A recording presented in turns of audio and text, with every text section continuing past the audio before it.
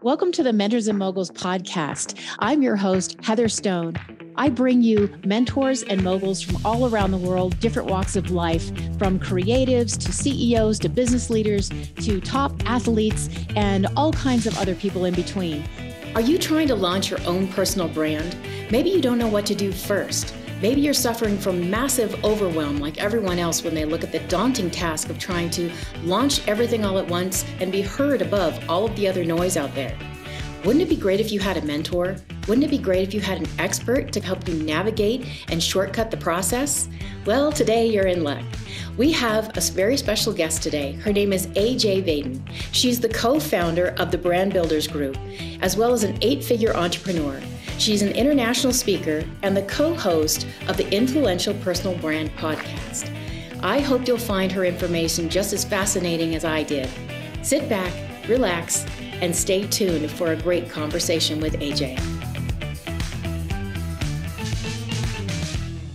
Welcome to the Mentors and Moguls Podcast. I'm so thrilled to have AJ Vaden on with us today. So if you are trying to launch a personal brand, or you've got a personal brand and you're trying to refresh it, or you're just not performing the way you should, I've just done you a huge favor.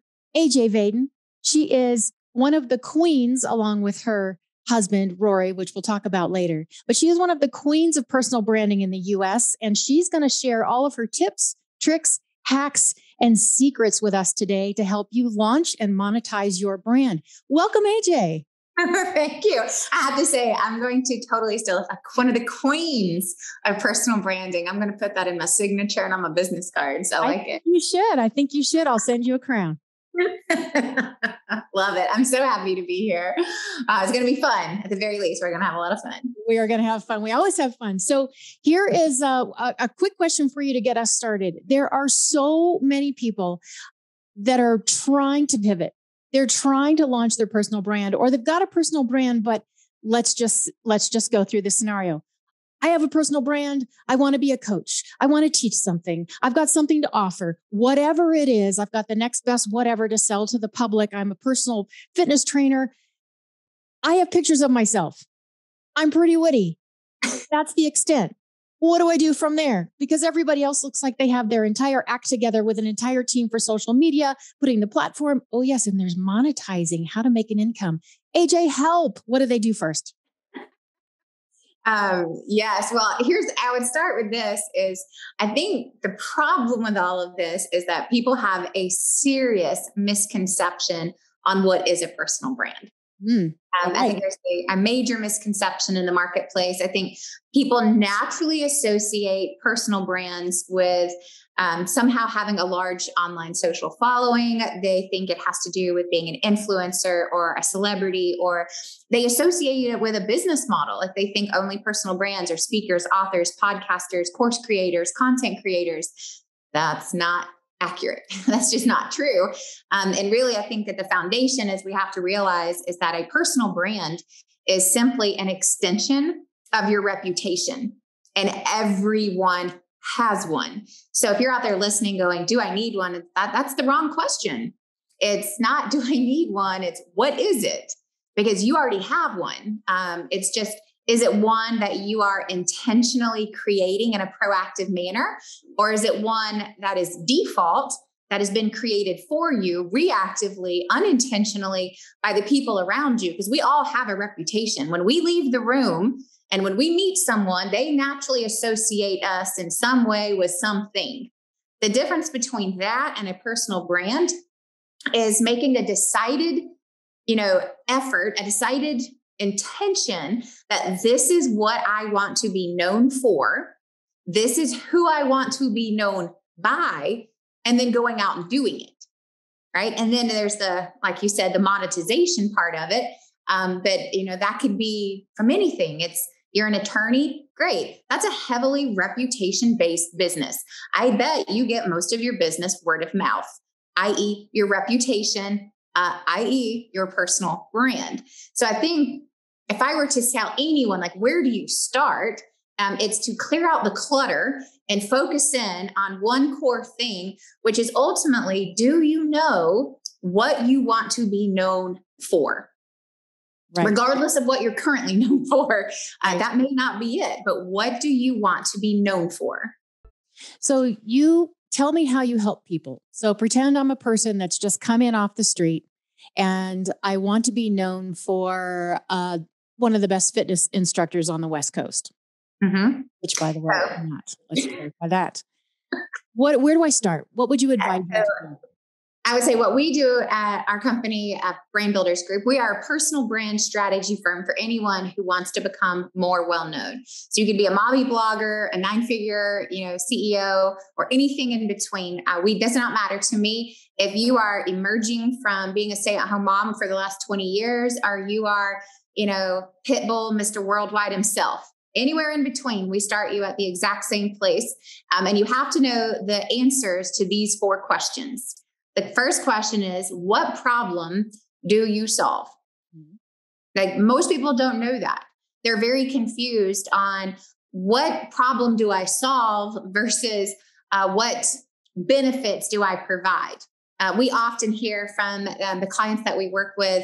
This is a great example of somebody who happens to be a fitness instructor, and they want to be known as the go-to fitness instructor. But for what? And so we'll get to that in a second. It's like, there's all different types of fitness. That's just too broad. And so it's like, well, what's the problem that your exact audience has that you can uniquely solve for them? Is it fitness for elderly people? Is it fitness for, bodybuilders and people who are in fitness competitions? Is it for women? Is it for men? Is it for children? Is it for people who are prenatal, postnatal? Is it for, I could go on and on and on. And people, they try to service everyone while simultaneously servicing no one.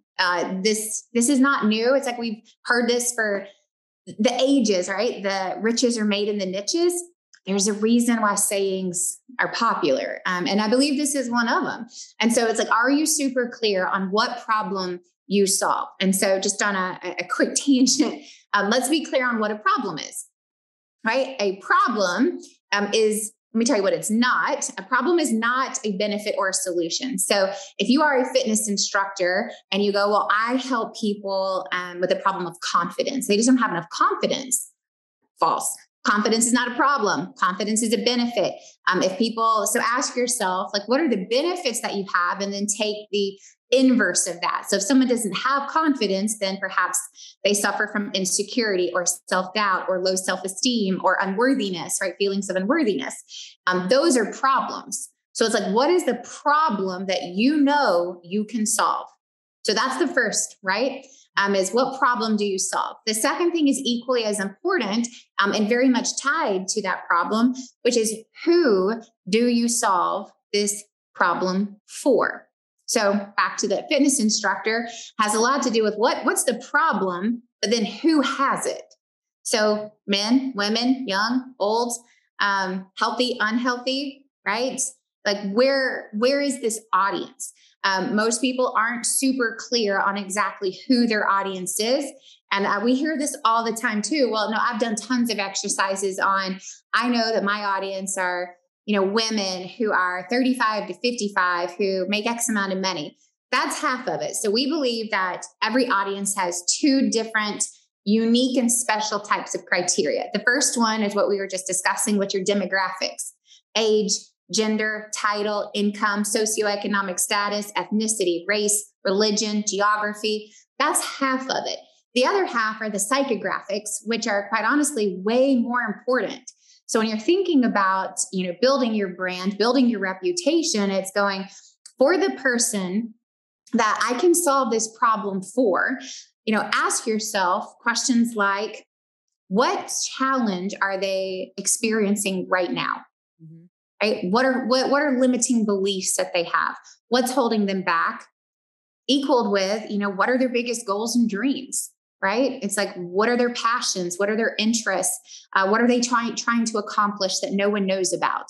And so it's really getting into the mindset of, they have this problem, and this is their mindset. This is their state, right? Their, psychographics. And you pair that with then how can I solve this problem for this unique group of people? Which is the third question. How do you solve this problem?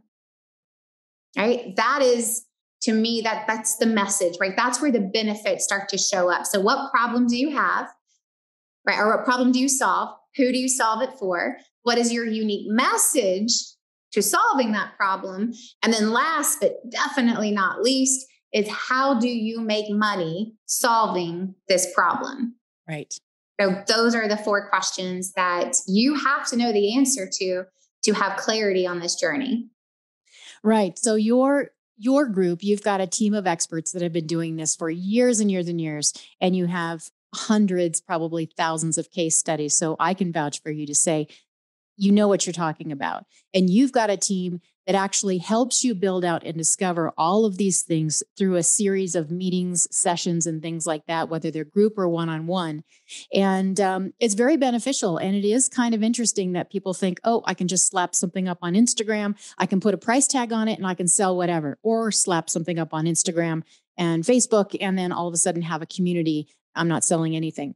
Either way, there's an art form to this, correct? Yes, I would say anyone who thinks they're going to put something up on Instagram and sell something is going to be, for the most part, severely disappointed. That, unfortunately, is not really how it works. Right, right. But I think there is a big cloud of disillusion out there. Absolutely. For a lot of people. And you can waste a lot of time and money and then get frustrated and then throw the whole thing out the window because you don't talk to someone like yourself and really start it right from the very beginning. You have to build that foundation. Now, what do you say to people that say, I want overnight success. I want 1 million followers in 30 days. I mean, come on. What do you say to that? I would say, well, we're definitely not the firm for you. So I would say I just don't fundamentally believe that that's realistic. And I don't, also just as a core belief, I don't believe in overnight success. I don't know anyone who's ever had overnight success. I believe there's decades of hard work that looks like overnight success. I don't know anyone in this space, in this industry, and I say that as an entrepreneur, someone in the personal branding marketing space, the influencer space. I don't know anyone who has had overnight success. Everyone I know, from household name to beginner, it is because of a lot of hard work and a lot of consistency and time and effort and attention and resources done over long periods of time, where then it's an accumulation of things that looks like overnight success, but it's not. Just because someone heard about you for the first time doesn't mean it's I think a great example of this are books, right? It's like, oh, they launched this book and now they're a household name. It's like, no, it took them years to write this book. And it took them probably years to get to the point where they could write this book. But because it launches and now we know about them, we think, well, they just popped out of somewhere or out of nowhere. It's like, no, that's no, they were doing their thing and doing it well for a long time to get to where you can know them. I think the other thing is the illusion. I think this is huge, is just for, even if this is a reminder just for myself, I have to say this. There is such an illusion that a personal brand is attached to anything social media. It's not. You could have an incredibly well-established, well-known personal brand and an incredibly successful business with zero social media presence. Likewise, you could have millions of followers online and have $0 in your bank account. Right. Both of those things are very possible. And I just, my friend John Rulin says that you don't have to have millions of followers to make millions of dollars. And I think that's a challenge in the marketplace of we associate large online followers with somehow being well known. That's not always the case. Yeah, very true. Very true. So you talked about a book. So I'm going to just stop you right there and say a lot of people would like to write a book, or they're writing a book, whether they are published traditionally or they self-publish, because now with everything being so accessible online through digital everything, you can put anything out there that you want. Yeah. Having said that, you still need to have a personal brand to push your book. So can you talk a little bit about that, what to expect, what you should really think about when you're trying to write a book, self-publishing or not? Really, what should they navigate, or what should they expect to do if they want to have some success? Oh my gosh. I could talk about this. How much time do we have? Give me your best high level. I would say writing the book is about 25% of the journey. That's it. Marketing and selling the book is the rest, unless you wrote this book for yourself. And then great. But most aren't doing that. Most people are writing the book because they feel like they have a story, they have a message. It's going to help other people for the most part, right? That's why they're doing it. Well, guess what? That can only happen if you get it in the hands of other people. And I think there's at some point in a lot of these journeys, it's forgotten that just like with anything that has success, there has to be a business plan in place. Mm-hmm. And we spend so much time writing the words on the pages that we forget that there has to be a sales and marketing plan as much as there are the content of the book. And so I say it's like writing the book itself is really just 25%. I would say the other 25% is creating the marketing plan. And then the 50% is the sales plan. Right? You have to get people to pull out their money and transact in order to get this piece of content. So how are we going to do that? And so I would say we believe that there are a few different things that are really successful for anyone who is in, pre-writing mode, writing mode, pre-launch mode, or even post-launch mode. And the first thing is, let's just talk about marketing in a couple of different arenas. You have to be willing to tell every single person in front of you about your book. Not because it's self-promotional, but you believe that it has the power to help someone else. That is a powerful statement right there, because most people don't even think about that. They just think that they're going to have a really glitzy title and a really colorful, whatever it is, eye-catching cover, and it's going to sit on the shelf and move itself. But that is a very important statement you just said. Yeah. Well, just think about it. Go to Amazon, go to a bookstore. How many books are there? Mm-hmm. Like, I'm typically not picking. Right? This is like 1/100th of the books that I have. Yeah. Yeah, right. It's like most of us read a book because it takes time, because someone recommended it. We heard about it from someone because someone else has read it. So in order for it to get in someone's hands and then for them to read it, you've got to tell them about it. Like I was on the phone with someone yesterday who said they call it the 6-foot rule. And I said, I've never heard of the 6-foot rule. She goes, yeah, you have to be willing to tell anyone within 6 feet of you about what you do. Yes, that's very true. That's very true. So it's like, how do you tell people about it? Right. One, it's you. And I think this comes back to people are afraid to be self-promotional in some regards. And I would if you're afraid of that, then you're way too focused on yourself. And you're not focused on the people this book was meant to help and to serve. And I think I would just share a quick testament to this. I recently read a book, actually 2 books this year. I'm in a one-woman Bible study with a good friend of mine, and we're reading a book every single month this year. And I'm 4 for 4, so I'm very proud of myself. But I have read 2 books this year. One of them written by Craig Groeschel, Winning the War in Your Mind. And the second one by Jenny Allen called Nothing to Prove. And I come from that, like we've authored books. My husband has a New York Times bestselling book and a national bestseller. We live in this space. I read a lot of books. I love books. I haven't read 2 books that I could honestly say will change my life in a really long time. And I've been recently reminded that a book has the power to change your life.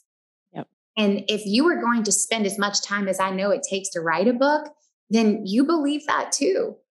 And then we forget to tell people. It's bizarre to me.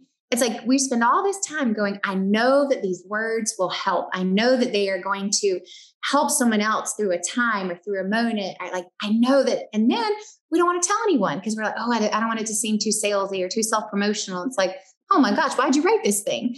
And so it's like, you got to be willing to talk about it. You got to be willing to share it on social media.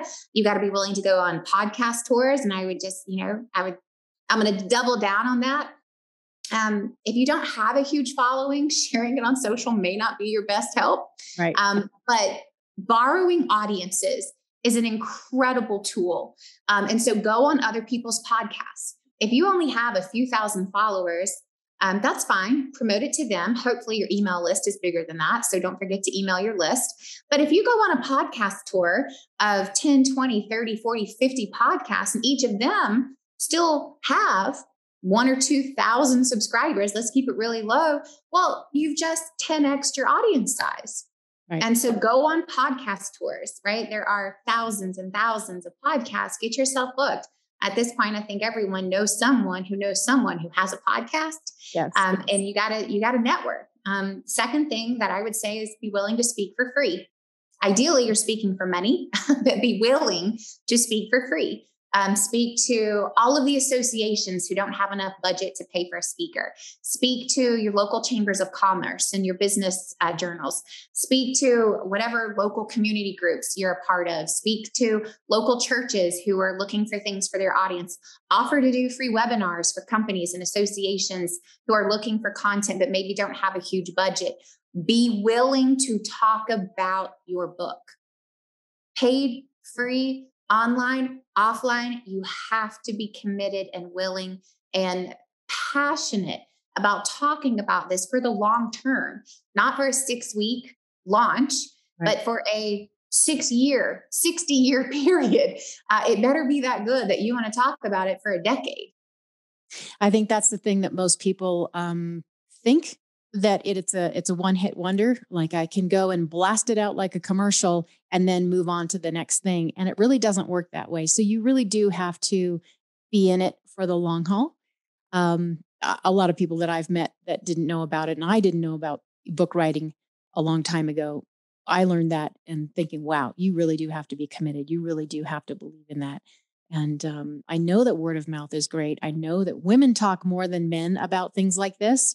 So if you have a great book, you should share it with your girlfriends, because they're the ones that are going to promote it behind the scenes. But yeah. So what do you say to someone who they're humble, they're an introvert, they wrote a book, they're really good, they're maybe a great academic, but they're not that social person? Do they have a chance promoting a book or no? Yes, totally. I think some of the, it's interesting. I was just on the phone with someone who is about to launch the revision of her book, and she's an academic. She's a professor. She's brilliant, but probably not at the forefront of like sales and marketing. And it was a really interesting thing. And it's like, and again, I'm going to go back to this. If you're concerned with all those things and you consider you're an introvert, take it off of you. It's not about you. It's about who this book was written for. You did not write this book for you. That I'm certain of, right? You wrote this book for a certain amount of people. So be focused on that group of people. Be focused on who you wrote it for. Be focused on, how do I get this book in their hands? How do I get this content in front of them? And it's like at every step of the journey, remind yourself, this book was not written for you. It was written for a group of people. Your job is to make sure that they know about it.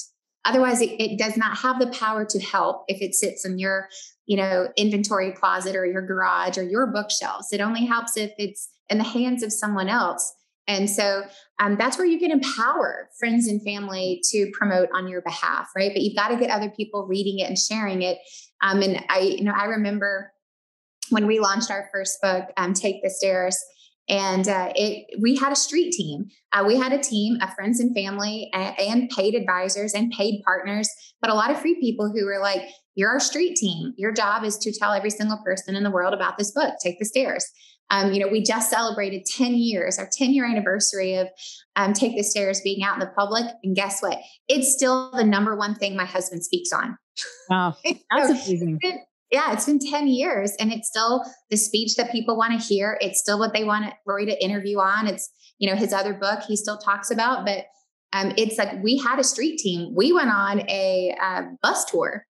So we did I can't remember, it's like 32 cities. We paid for it. Like you think the publisher is going to pay for all that. False again. No, that's what our advance paid for. And we did it because we're like, whatever we can do, we're going to go to 32 cities. We're going to speak for free, but we're going to get this book in the hands of the people that we wrote it for. And that, I think it's just back to, you can be an introvert. My husband's an introvert. You probably don't know that, Heather. He's a self-identified introvert. He would love nothing more than to sit in his little man cave, his little podcast studio, and not see any humans all day long. But it's at that point where it's like, no, this was written for a group of people. My job is to get it in their hands. This isn't for me. It's for them. Mm-hmm, mm-hmm. And yes, I would challenge you on the introvert because he fakes it pretty darn well in a crowd. I've seen him. When he comes home, he's like, I can't talk to anyone. I can't see anyone for 3 days. That I can understand. That I can understand. Well, let's turn the focus a little bit for a minute, because I'm really big on helping women, encouraging women, women empowerment, and I love seeing women thrive. So you are a co-founder of a company, but you haven't always been a co-founder of a company. You stood on your own for quite some time, and you've been in the speaking world. Tell us a little bit about your career and how you got to the place you are today, if you can, please. Yes, I'll give you a very 100,000 feet perspective. But I would say little known facts about me and kind of like how I got to where I am. I was an art major in college. Little known fact. My junior year of college, my dad really challenged me to pick a career choice where he wouldn't have to support me for the rest of my life.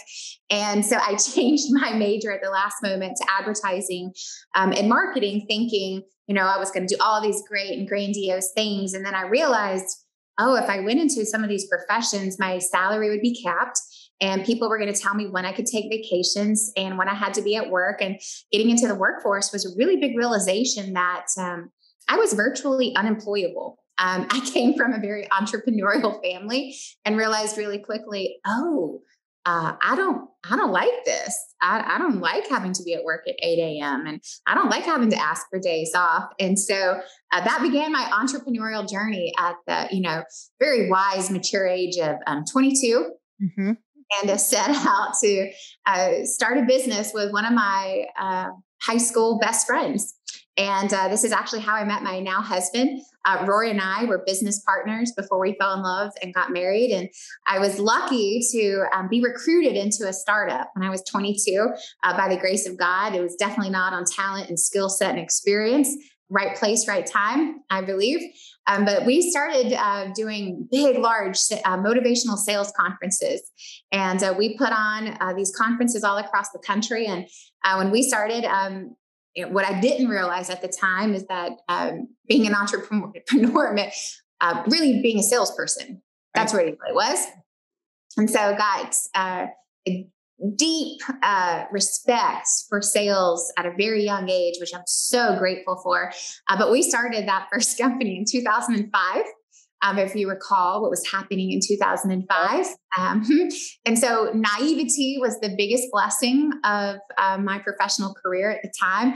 I didn't know what a good market was, so this didn't mean anything to me. I was fresh out of college and that ignorance was bliss. I had no idea, this is just what we do. And that ignorance, that naivety was a major asset for all four of us starting this company of not knowing anything any different. But we were calling, literally, I'm not exaggerating, calling companies out of the yellow pages. We split up the alphabet and I drew W, X, Y, and Z. Lovely. But here's what I would say is I got really well acquainted with Wells Fargo offices all across the country. So, turns lemons into lemonade. But it was a sales job. And I realized really young, it's like being an entrepreneur means like you generate revenue. That's a part of your job. And so we grew that company to a healthy 8-figure business. It was great until it wasn't. And it was time to go. And that was about 4 years ago.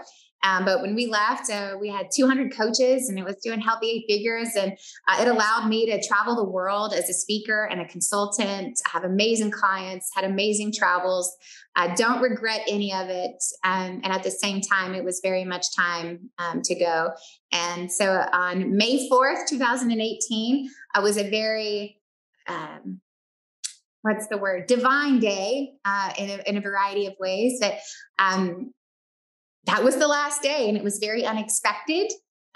This was not a planned thing. It was very unexpected. It was very tumultuous.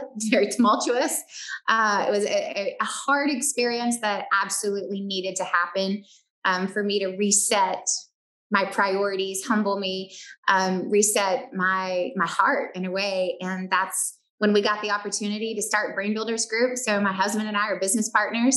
This is our second business together. We're 4 years in, recreating what we want our life to look like and doing it in a way that feels right for us. And here we are. Love it. I love it.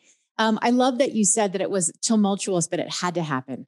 Mm-hmm. And I think that I kind of liken change to, when you watch the space shuttle go off in like the Apollo movies, and the space shuttle goes off and all of a sudden there's this crazy rattling and you think the whole thing's going to break apart. And then part of it, the limb or whatever the heck the piece separates, and then it goes quietly into space and all is fine.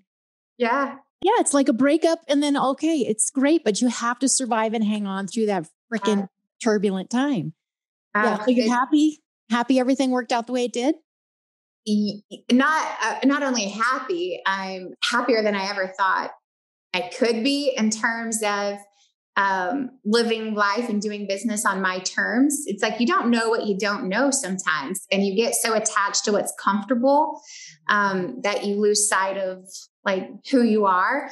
Like one of my life mantras right now is that your own comfort is what will hold you back from your greatest calling. And that's what was happening to me. I was really comfortable making a lot of money, doing a lot of cool things, traveling around the world. And I got lost. I got lost in ambition and success and money. And I really feel like on that day, on May 4th, for me at least, I'm really big on my faith. I'm not shy about it, but I kind of felt like that day was a reckoning of sorts of God intervening on my behalf. And I very much I felt like it then, I feel like it today, that I didn't have the courage to do what I know I should have done. And so God stepped in and said, well, you didn't do it, so I'm going to do it for you, but we're going to do it on my terms. Buckle up. And it was quite the ride. But you get through it. Mm-hmm. You get through it. You do. You are better for it. You learn from it.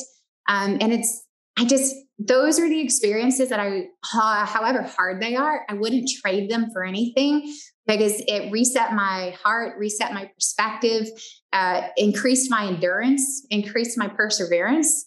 And those are things that I'm eternally grateful for. Great story. Great story. So on some of those really hard days, what got you through? What did you lean on? I have to be dishonest. There were 3 Bible verses that literally got me through this entire period. And in all transparency, I had a 7-figure income that went to 0 in 24 hours. And we had social media sites that no longer existed. We had a podcast that went away. And those were very humbling moments of, oh, yes, what are we going to do? In the middle of all of that, we found out we were pregnant with our second child, and we were starting Brand Builders Group and facing a very hefty lawsuit. And those were really hard days. Mm-hmm. And there were 3 Bible verses that were really important. One of them was, be still and know that I am God. And it's like, you don't have to do everything. And that's, I think, one of the biggest lessons that I learned is I'm not meant to do it all. I don't have to control everything. And that was a really big lesson, and what I'm still working on is that, it's like there's only so much you can do. And then you've got to trust that there is a bigger plan in place.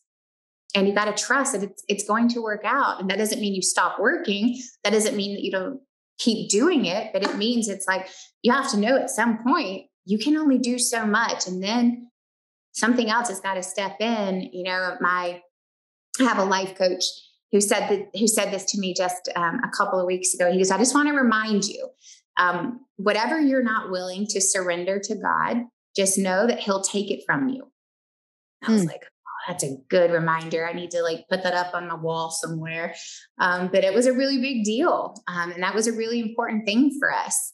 The second one was Jeremiah 29:11. It's like, I always put my name in as like, AJ, I know the plans that I have for you. I have plans to prosper you and not to harm you, to give you a hope and a future. And just a reminder on those really hard days, it's perspective of, I know this is hard right now, but how is this benefiting me?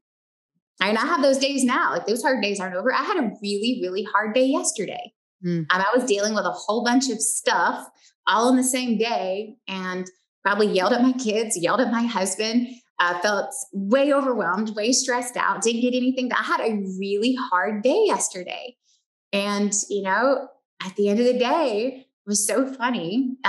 We got this really nice message from someone that we're working right now with. I don't know if you know Ed Milet. Oh, yeah.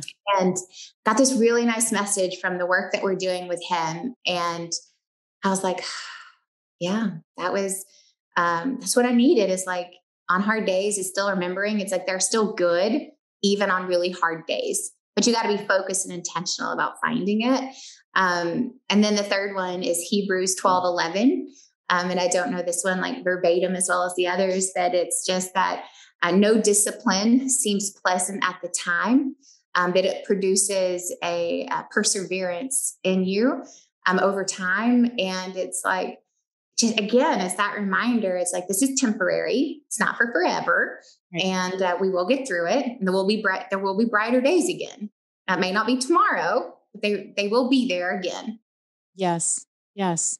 Well, that's really good, because I think all of this personal branding and self-promotion and your reputation, those are all very important. And that's what we're focusing on in this podcast today. But I always try and bring people back to, we're all people. We all put our pants on one leg at a time, and we all have good days and we all have bad days. But the good days far outweigh the bad days. But you're going to have them if you can just hang on or find a different perspective. I had a tough time last week with something that came out of the blue. I'm like, I'm too old for this nonsense. But it never stops, right? You're always going to have a new challenge because you need to keep growing. You need to keep learning lessons. So I love to have your perspective on that. Thanks for sharing that. Very vulnerable moment, but thank you for that. Happy to. Back to what you said about being a personal brand, it's like part of it's being willing to be vulnerable. Mm-hmm. If you believe that what you have to share will help someone else. That's right. That's part of the journey. It's not for everyone, right? But it's part of the journey. I think humility is a big piece of it that most people don't think of upfront when they're trying to promote themselves, promote something for whatever reason. Speak on humility a little bit and how that plays in. Is that a conflict with a personal brand, or is that maybe a positive attribute? I think it's both, really. Depends on what angle you take on it, And here's one of the things that I would say that I have found to just be true in life, regardless of personal branding or business.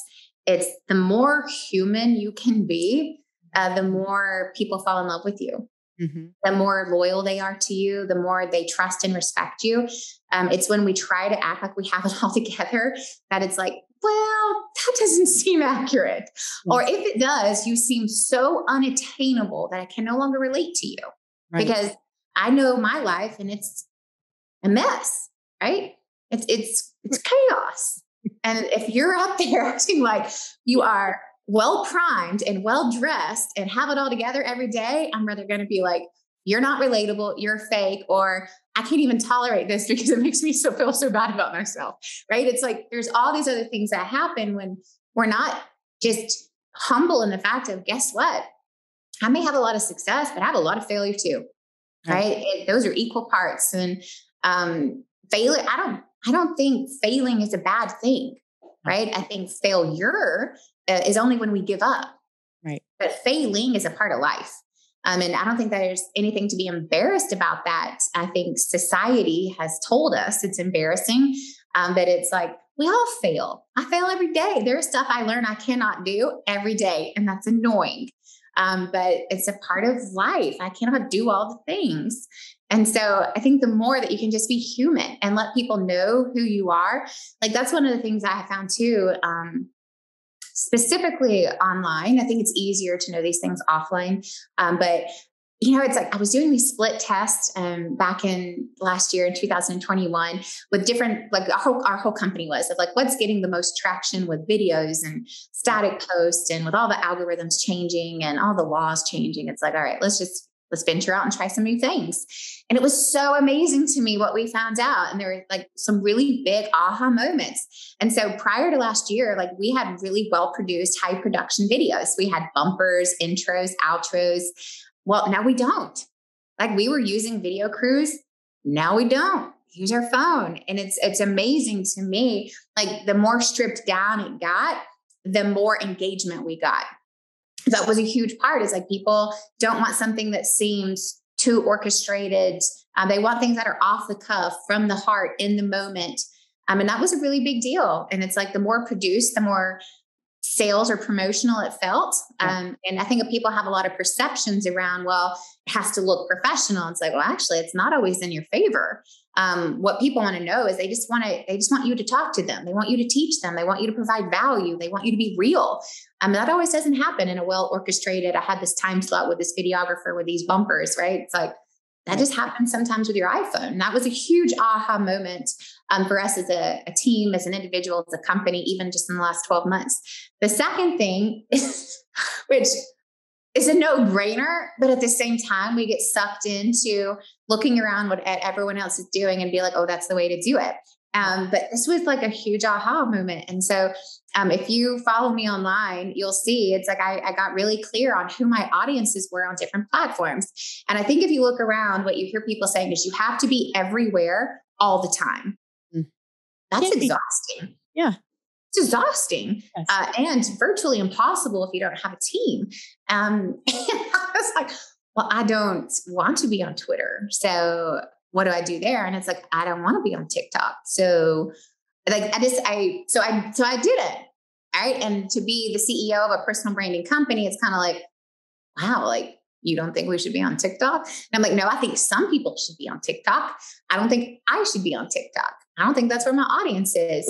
And so I found it's like, I've got two really designated audiences. I have an Instagram audience that is very about me as a human being. You're going to learn about me and my kids, what I wear for Halloween, what I do on the weekends, crazy adventures at the park. Like, it's me as a human. And then it's like I have LinkedIn, which is very much teaching entrepreneurship, personal branding, sales, marketing. It's a very more informational, educational audience. And then I have our podcast, right? Which is really just extracting brilliance from the guest on whatever we think they have to share. And it's like, what I learned is, no, you don't have to be everywhere all the time, and your audience can grow. And my audiences on all three platforms have grown extraordinarily quickly in the last 6 months, when I said, no, I don't have to cater to everyone. I don't have to talk about everything, and I don't have to be everywhere. And I definitely don't have to do it all the time. Right. And that's very contrary to what you hear. Now, what I would say to that, I'll add the caveat: consistency, I do agree with, yes. Right? Whatever you're going to do it consistently, but pick a platform. You don't have to be on all of them. Pick one, but go all in, be consistent, provide value. But as much as you're providing content, help people get to know you. Like, are you married? Do you have kids? Do you do anything fun, or do you only make content all day? Right? They actually want to know who you are as much as what you do. Mm-hmm. Mm-hmm. I love that. So one of the misconceptions that I hear all the time is I don't have endless amounts of cash to go out and buy the latest equipment. And you just brought this up with the phone. I don't have the latest equipment. I can't hire a whole crew to film if I want to have a podcast like this, or whatever they want to do. So what does someone need to start? Obviously, I tell them, if you can contact Brand Builders Group, you should, because they're going to save you a lot of money. They're going to save you the mistakes that you would have paid out a lot of money for, because there are a million snake oil salesmen out there saying, sign with me, I'll coach you, give me a ton of money, and you'll get something bizarre overnight, like $1 million in 30 days. It's not going to happen, right? But there's a lot of people out there like that. Yes. So what should someone look out for? And do you really need a ginormous budget to get started and kind of create your platform, or what do you need? Yeah. So I'll answer the second one first. No, you don't. In fact, share a little secret, not a secret anymore. Apparently, I'm going to share it on the podcast. But Brand Builders Group, we started in 2018, although we've been doing this for a really long time as a formalized company, doing it for clients. We started in, what we call June of 2018. And when we officially launched our company in July of 2018, we had no social media. Nope. We were in the middle of a lawsuit and trying to determine where we were going to get to keep our old ones or have to start new ones. We had no social media. Our podcast had been taken as a part of our departure from our former company. And that was, an agreement and a settlement and of our, selling out our shares. And so we had no podcast. We had no online following, no website. We had no website. Let me reiterate that. We had no website. No, zero. And we had a chance to launch our company because the very first client we had was Lewis Howes. Mm. And he said, if you can do for anyone else what you did for me in these 2 days, I will tell the world about it. How can I help you? And he said, I'm going to have you on the podcast. So you need to have something ready. And we were like, okay. We had 2 weeks. And so my husband and I took a ring light. It's $50 off of Amazon. It's $50 and our iPhone, the end. And we made a little video course in our backyard. Don't worry. We changed outfits 4 times, picked 4 different locations in our backyard, made a little video course with a landing page that had our picture and had 3, 4 words. 4 words. Request a free call. Click here. There you go. That's it. That is all we had. And we launched our company on his podcast. And that's what we launched our company with. And back to the importance of reputation and a personal brand. Most people who would have potentially stumbled across that would have been like, where's these people's website? Where's their social media presence? Is this legit? Is this a scam? But because they knew Lewis, yes, because they followed and trusted an individual, they believed in what he had to say. They believed in who he recommended. They had a loyal following to him. And because he recommended it, they said, I'm going to request a free call. And that's the power of your reputation. It's the power of a personal brand, is that people have trust in you. Personal branding is a trust accelerator. And we didn't need a fancy website or a huge podcast or social media for people to go, I trust this person. And if he says, give it a try, I'm going to try it. And that one podcast generated 1,000 leads over 4 months and generated for our company at the time, $500,000 in business. And that is what we used to start Brand Builders Group. Then we got a website. Then we got all these things. It wasn't first. And so don't be confused that there's a time and a place for everything. Like one of the things that we say to our clients often is you can do the right thing at the wrong time and really miss out. Mm-hmm. There's an order of things. And you don't have to spend all your money up front to grow a really incredible business. But that's where I believe it's the power of reputation.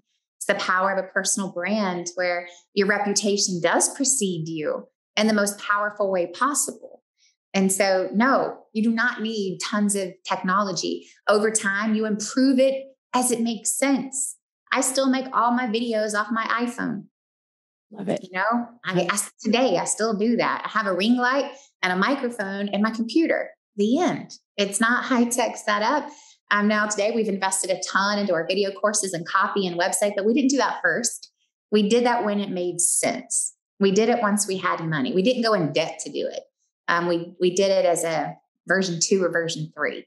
Now, the first question is like, what should you be looking out for?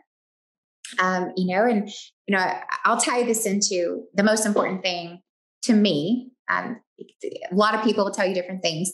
But one of the things that our company did last year is I was really fortunate to get to lead and commission the first ever national research study on the state of personal branding. And so we spent 6 months. We hired a research firm out of Austin, Texas, called the Center for Generational Kinetics. It's a team of PhDs.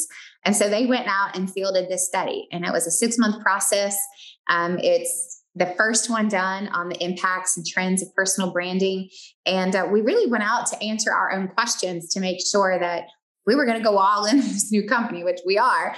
Like we did it in the right way of meeting the needs of the people that we want to serve. And this was a really important question we asked. And we were shell-shocked. I was blown away, mouth hanging wide open.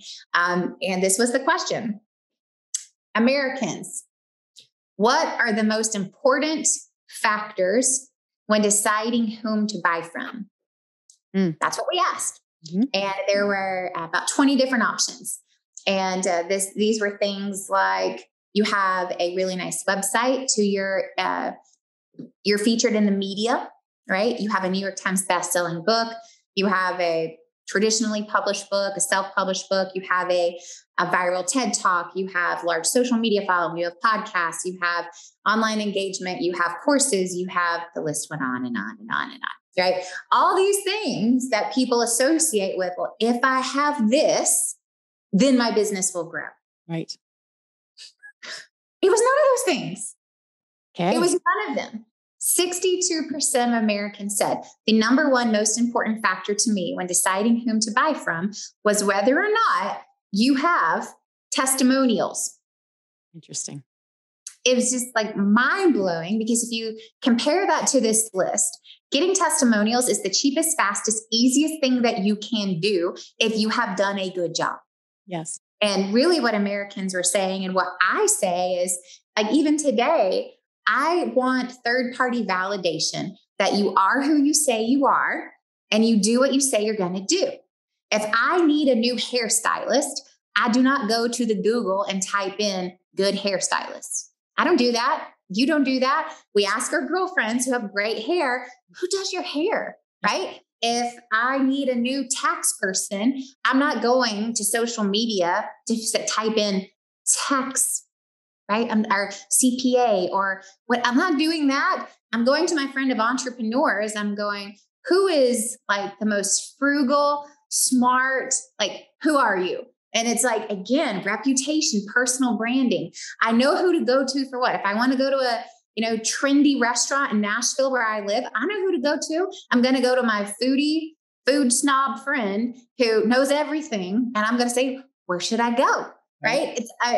It's the power of that. Right. And it's like, that's what if I need a new business coach, if I need a fitness trainer, if I need a dietitian, if I need a new doctor, I'm typically asking my friends. Yes. I'm asking people who I know are into that. How do I know they're into it? They talk about it, right? That's how I associate them, i.e., that's their reputation. That's their personal brand to me. Whether they're doing that on purpose or not, that's how I associate them. And it was fascinating for me to see that it's like by far and beyond, that was the largest category. In fact, having a book, having a New York Times bestselling book, having a blog, all tied in 10th place. 10th. You could have a blog or a New York Times bestselling book, and it held the same weight. And it's like, I literally laughed out loud looking at my husband going, well, we could have saved a whole bunch of time and money, babe. Like, what are we doing? Right? It's like all these things that we do, we think that's what moves the needle. And you ask ourselves, what would you do? And it's like, you'd ask a friend. Yes. So how do you fish that out? Make sure you use someone that someone else has recommended. Make sure you go to a trusted friend and go, who would you use? Who would you go to? That's what I would do. Right. So right now, I am recommending that all my friends in my podcast sphere call AJ and Rory over at Brand Builders Group. If you have a personal brand, you have questions, you need some help, stop wasting your time with other people and go ahead and give AJ a call. We're going to give a link. We're going to give you all of her information in just a minute. But also, I will say that the site that you should go to, write this down right now. It's freebrandcall.com/Heather Stone. Don't forget to put in Heather Stone. You're going to get something special when you call AJ. freebrandcall.com/Heather Stone. And where else can they find you, AJ, if they don't go there, which I recommend you do? Yeah. So I would say if you don't go there, you can go to Instagram if you want to connect with me and just learn about me as a human and the randomness that is life. That's AJ_Vaden. Or if you want to really learn from me about personal branding, then I would go to the Influential Personal Brand Podcast. That's our podcast. But that's where you can connect with me, stay in touch. But I would say it's like, If you want to go to our website, you check that out, brandbuildersgroup.com, but freebrandcall.com/Heather Stone. If you really want to check out personal branding and just venture this out, if you go there, like Heather said, you can request a free personal brand strategy call. And here's what I would say about that.